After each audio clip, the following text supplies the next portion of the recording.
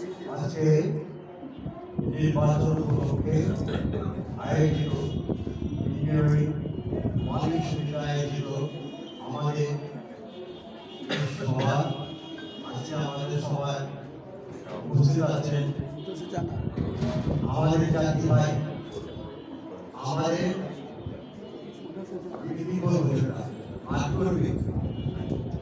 যেরকম আমরা প্র্যাকটিক্যালি কাজ করে এখানে উপস্থিত হয়েছি, উনি প্র্যাকটিক্যালি না হলেও থিওরিটিক্যালি ইঞ্জিনিয়ার আছে, সুতরাং তাকে আমরা আমাদের দলে অন্তর্ভুক্ত করলাম, আমরা খেটে খাওয়া মানুষের দলে অন্তর্ভুক্ত করলাম।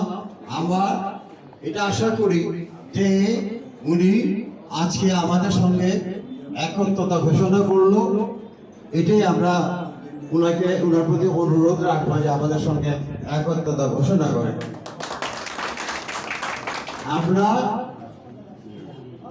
জানি আল্লাহর রহমতে উনি পাস করবেন, বিপুল ভোটে পাস করবেন ইনশাআল্লাহ,